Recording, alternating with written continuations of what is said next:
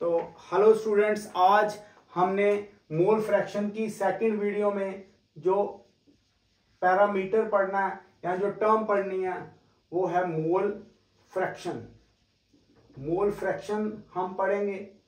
ये है फ्रैक्शन है और इसकी डिनोशन क्या है। सबसे पहले तो मैं आपको एक जो क्लियर कट यहाँ पे मिथ है उसको खत्म करूंगा कि ये जो मोल फ्रैक्शन है ये इसको कई स्टूडेंट्स एक्स लिखते हैं। पहले तो ये एक्स है नहीं, ये एक्स नहीं है, ये ऐसे लिखा जाता है। मोल फ्रैक्शन इस तरह से लिखी जाती है।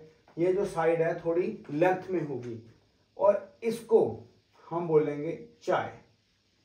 जो मोल फ्रैक्शन है वो कभी एक्स से डिनोट नहीं होगा, ये चाय से डिनोट होगा। ये पहला पार्ट आपने याद रखना है क्या मोल फ्रैक्शन। देखिए डिनोटेड बाय चाय। अब मोल फ्रैक्शन है क्या। सपोज करिए आप ये बीकर लीजिए, जैसे आप अपने घर पे सपोज शरबत बना रहे हैं तो क्या लेंगे। सबसे पहले आपने कंपोनेंट क्या लिया इसमें, वाटर। वाटर में आपने क्या डाल दिया, वाटर में आपने शरबत डाल दिया। ये शरबत डाला, उसके बाद आपने इसमें शुगर भी डाल दी, ठीक है। और ये जो सोल्यूशन बना, ये जो शरबत वाला पानी बन गया वो बेसिकली किन कंपोनेंट से बना है। कंपोनेंट इसको हम 1 ले लेंगे, ये कंपोनेंट 2 और ये कंपोनेंट 3। तो टोटल यहाँ पे 3 कंपोनेंट्स है।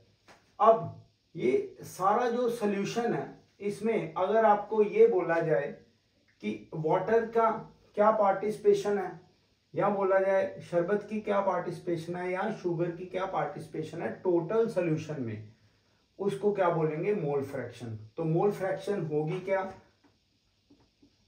It is the numbers of moles. कितना अमाउंट हम किसी कंपोनेंट का देखते हैं, it is the number of moles of given component. कोई गिवन कंपोनेंट का प्रेजेंट इन सॉल्यूशन। सॉल्यूशन के अंदर जितने number of moles given component है उसको हम मोल फ्रैक्शन बोलेंगे। सपोज के तौर पे इधर ही हम ले लें, आपको कहा जाए कि जैसे ये वाटर है इसकी मोल फ्रैक्शन निकालिए, वाटर की मोल फ्रैक्शन निकालेंगे। तो वाटर की मोल फ्रैक्शन किस तरह से, यह आएगा जी number of moles of water over 3 components हैं, मतलब टोटल हम लिख सकते हैं टोटल कंपोनेंट्स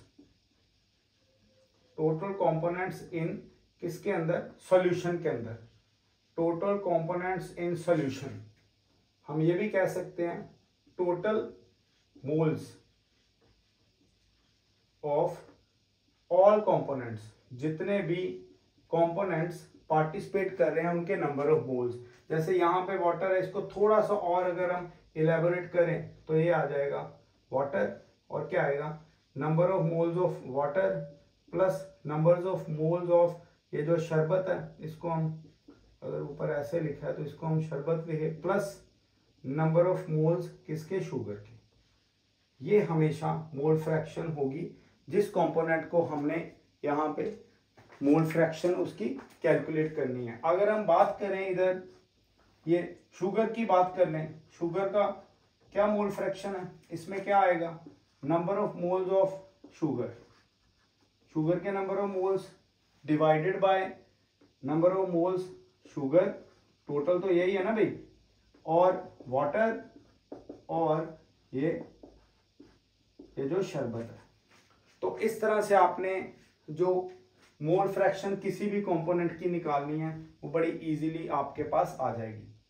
जनरली जो सॉल्यूशन है वो देखा गया 2 कंपोनेंट से बनना है, सोल्यूट और सॉल्वेंट।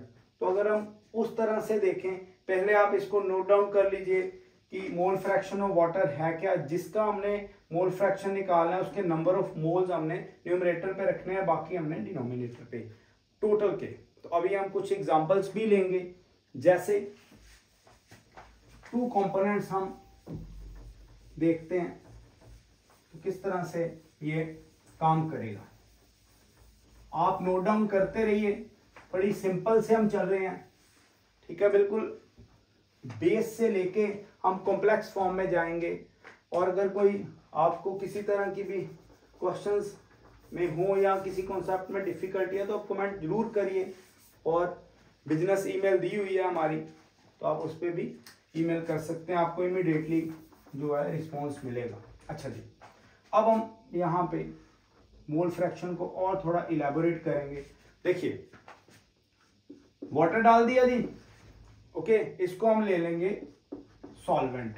हमें पता है, मैंने पिछली वीडियो में बोला है, इसको बोलेंगे जी फर्स्ट कंपोनेंट, ये पहला कंपोनेंट है। अब डाल दीजिए इसमें, क्या लेंगे, यूरिया ले लो या सॉल्ट ले लो, चलो NaCl, ये सॉल्ट है, तो ये दूसरा कंपोनेंट है, ये क्या आ गया, सॉल्यूट। तो फिर वही जैसे हमने अभी पूरी डिटेल में देखा, चेक करिए, मोल फ्रैक्शन इस चाय नॉट एक्स, और वाटर की तो क्या आ जाएगा, number of moles of water over number of moles of water plus दो ही तो कंपोनेंट्स है जी, ये आ गया NaCl। तो इस तरह से हम इसकी मोल फ्रैक्शन निकालेंगे। अब देखिए मैंने क्यों पहले मोल्स करवाए आपको, क्योंकि नंबर ऑफ मोल्स का फॉर्मूला क्या है, given weight of the component over molecular mass. यहाँ पे चेक करिए, अगर हम देखें इधर, इसको चलो 1 ले लेंगे, तो क्या आएगा, ये नंबर ऑफ मोल्स, वाटर के नंबर ऑफ मोल्स क्या है भाई, वेट ऑफ वाटर 1 by 1 कर रहे हैं बिल्कुल स्टेप वाइज मैनर से, और मॉलिक्यूलर मास ऑफ वाटर। अभी हमने कोई वैल्यूज नहीं पुट करनी, कुछ नहीं करना, सिर्फ हम एक इसका जो सिस्टमेटिक मैनर से देख रहे हैं कि किस तरह से इसको हम कैलकुलेट कर सकते हैं। अभी वैल्यूज हमने कोई भी नहीं ली हुई, ये आ गया। इसी तरह से number of moles of NaCl, तो क्या आ जाएगा, number of moles of NaCl में weight of NaCl upon molecular mass of NaCl। तो इससे जो भी वैल्यू आ जाएगी, जो भी वैल्यू आएगी वो यहाँ पे पुट करिए, तो आपके पास मोल फ्रैक्शन वाटर की आ जाएगी। अभी हम वैल्यूज के साथ भी कैलकुलेट करेंगे। और इसी तरह से अगर हम बात करें NaCl की, तो क्या आ जाएगा, number of moles of NaCl upon number of moles of water plus number of moles of NaCl। तो इसमें भी सेम, इसको सेकंड लीजिए, जो निकलेगा इसमें पुट कर दीजिए। देखिए कुछ पॉइंट्स आपको मैं यहाँ पे बताने जा रहा हूँ, मोस्टली मैंने देखा है स्टूडेंट्स को पता ही नहीं है। मैंने बहुत बार कम्युनिटी पोस्ट डाली है और मैक्सिमम बच्चे गलती ही करते हैं। अभी की मैं बहुत सिंपल क्वेश्चंस कम्युनिटी में डालता हूँ, फिर भी मैक्सिमम टाइम बच्चे जो है वो गलती करते हैं। कई बच्चों को ऐसे है कि बेंजीन का IUPAC नेम नहीं पता, मतलब और भी बहुत कुछ है। कम्युनिटी पोस्ट की बात करेंगे लेटर वीडियोस में। पहले मैं आपको ये बता दूं, देखिए जैसे ये NaCl है, NaCl को हम टेबल सॉल्ट बोलेंगे, ये आप सभी बच्चों को पता है, ठीक है। उसके बाद ये तो बड़ा कॉमन सा है, सोडियम क्लोराइड बोलेंगे, ये भी बच्चों को पता है। रॉक सॉल्ट, पर ये जो नाम है ये मोस्टली बच्चों को नहीं पता, होलाइट। मैंने अपने क्लास में भी बहुत बार पूछा है कोचिंग में कि इसका नाम बच्चे नहीं बता पाते। देखिए जो नए नए 10th से आते हैं +1 में, इवन कई बार +2 में जो नई एडमिशन्स आती हैं वो +1 कहीं और से करके उनको भी नहीं पता। अब मुझे बताइएगा क्या आपको ये पता था, ऑनेस्ट रह के बताइएगा कमेंट्स में, क्या NaCl का नाम होलाइट आपको पता था कि नहीं। चलिए अब चेक करिए, ये मोल फ्रैक्शन का हमने कॉन्सेप्ट कर लिया। अब थोड़े पॉइंट्स यहाँ पे याद रखेंगे, देखिए किस तरह से, ये कौन कौन से पॉइंट्स हैं।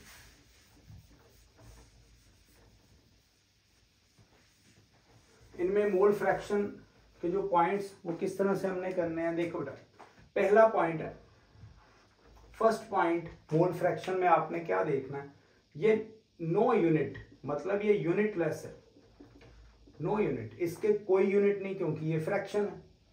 दूसरा पॉइंट, नो यूनिट होने के साथ साथ ये मोल fraction of solute plus mole fraction of solvent, ये तो बड़ा ही इंपॉर्टेंट पॉइंट है याद रखने वाला। क्या होगा, ये दोनों का अगर हम देखें तो मोल फ्रैक्शन का जो सम आएगा वो हमेशा 1 आएगा। इट मींस जब कभी भी मोल फ्रैक्शन ऑफ सॉल्यूट आएगी वो हमेशा लेस देन 1 आएगी, या मोल फ्रैक्शन ऑफ सॉल्वेंट आएगा तो वो भी हमेशा लेस देन 1 आएगा। तो ये वाले 2 पॉइंट्स आपने याद रखने हैं। हम सिंपल से सिंपल फार्मूला करवाने की कोशिश करते हैं कि बच्चों को किसी तरह की प्रॉब्लम ना आए। इवन एमसीक्यूज में भी ट्रिक्स यूज होंगे। तो इस तरह से हमने मोल फ्रैक्शन का तो सारा कॉन्सेप्ट देख लिया। अब इसमें कुछ जो क्वेश्चनिंग करते हैं, देखिएगा। सपोज आपको पूछा जाए कि एक सॉल्यूशन है, सॉल्यूशन मेड अप ऑफ, एक सॉल्यूशन बना हुआ है, वो किससे बना है? 60% एसिटिक एसिड से, 60% एसिटिक एसिड से बना और 40% NaOH से बना। तो आपने क्या निकालना है? Calculate mole fraction, calculate mole fraction of each component. हर एक कंपोनेंट का हम मोल फ्रैक्शन निकालेंगे। मैंने आपको पहले भी बताया, जब कभी भी आपने न्यूमेरिकल सॉल्व करने हैं, आपने गिवन देखना है। दिस इज 60%, मतलब कुछ नहीं दिया, वेट बाय वॉल्यूम, तो इसको हमने क्या कंसीडर करना है? Weight by weight. ओके, इसको भी वेट बाय वेट। इसका मतलब ये है weight of acetic acid, this is acetic acid CH3COH, इसका वेट कितना है? 60 ग्राम्स। अच्छे से समझिए, 60 ग्राम्स।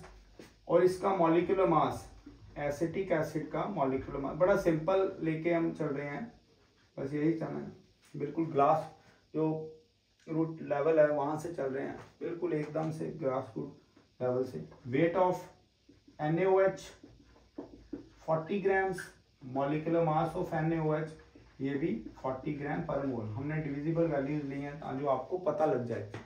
अब ईच कंपोनेंट मतलब दोनों का, तो मोल फ्रैक्शन ऑफ किसकी? Acetic acid. फॉर्मूला क्या आएगा? मोल fraction of acetic acid over mole fraction total लिख सकते हैं, प्लस मोल फ्रैक्शन ऑफ, हमारे पास दूसरा कंपोनेंट क्या है? NaOH। तो इस तरह से आपने ये फॉर्मूला लिखा। तो अब आगे इसी तरह से थोड़ा सा रब कर लेते हैं। अब ये मोल फ्रैक्शन ऑफ किसका? मोल फ्रैक्शन NaOH का। Mole fraction of NaOH is equal two moles of sodium hydroxide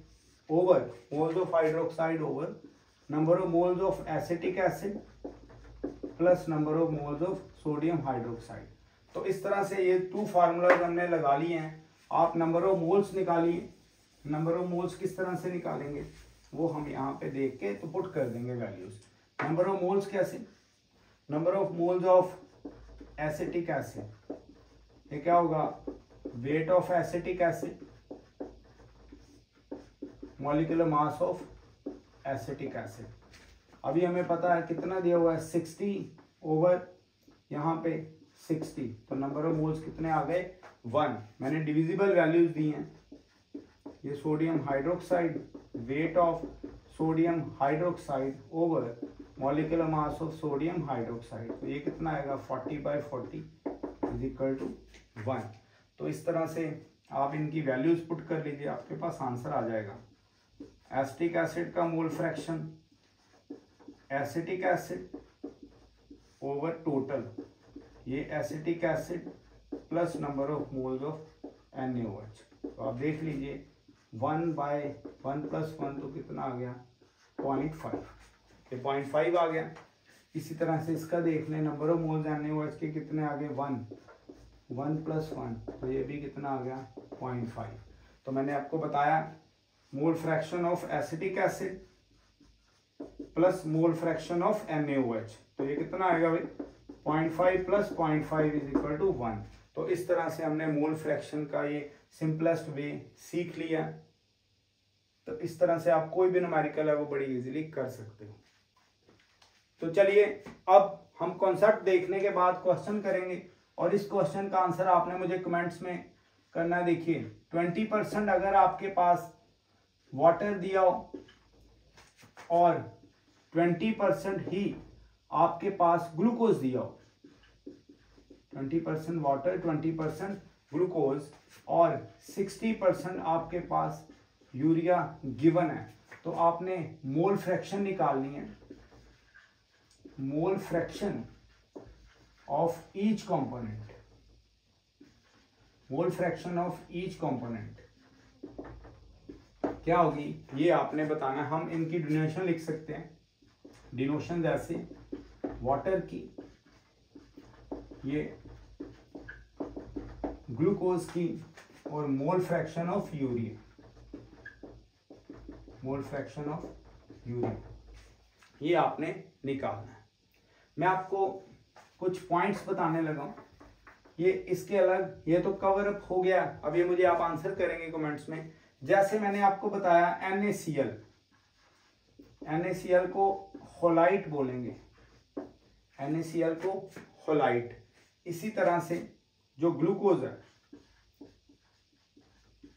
glucose, इसके कौन कौन से नेम है? एक तो ये ग्लूकोज है, यही फॉर्मूला फ्रुक्टोज का, क्योंकि ये मोनोसैकेराइड्स है, और यही फॉर्मूला गैलेक्टोज का, गैलेक्टोज। और इसी को, ग्लूकोज को ही हम बोलेंगे ग्रेप शुगर।